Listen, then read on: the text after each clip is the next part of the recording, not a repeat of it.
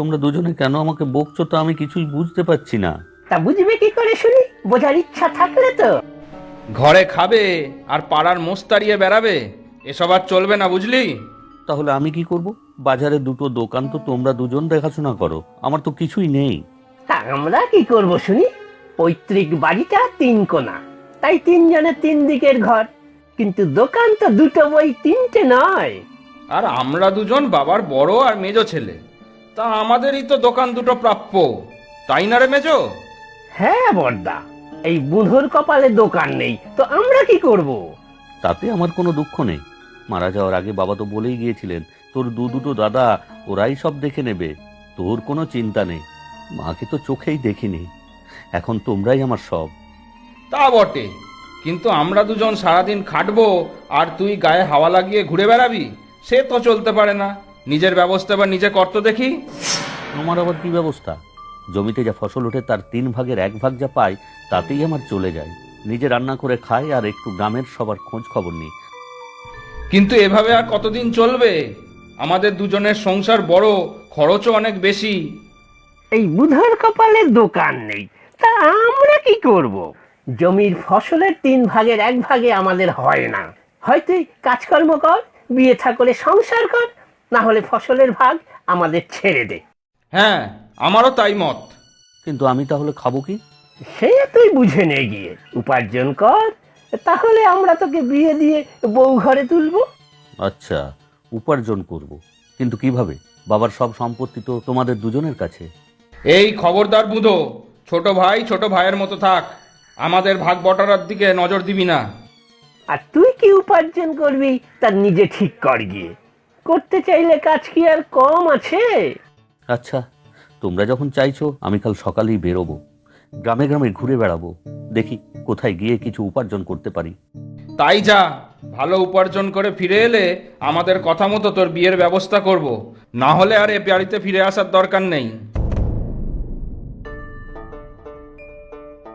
যাক, বেরিয়ে যখন পড়েছি তখন বেশ কিছু উপার্জন না করে আর বাড়ি ফিরবো না, পাশের গ্রামে যাই, দেখি যদি কিছু কাজে সুরাহা।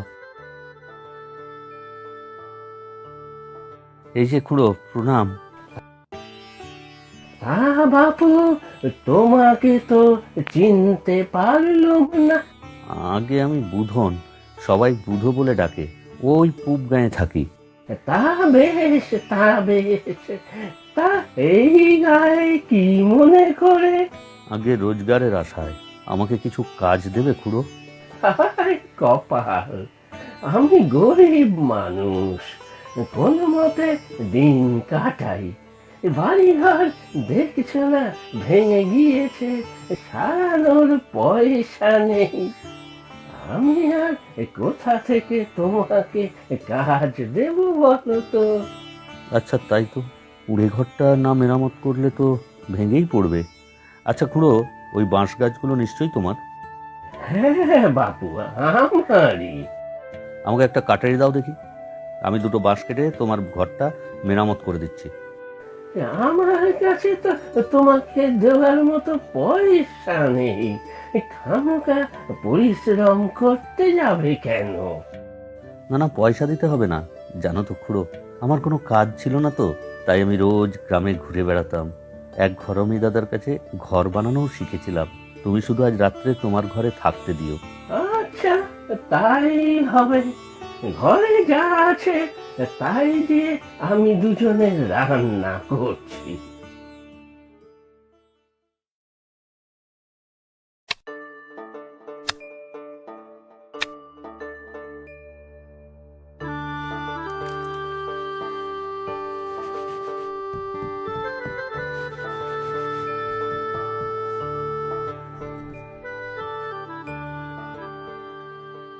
দেখো খুড়ো, দেখো, তোমার ঘর এখন মজবুত হয়ে গিয়েছে, আর ভেঙে পড়বে না।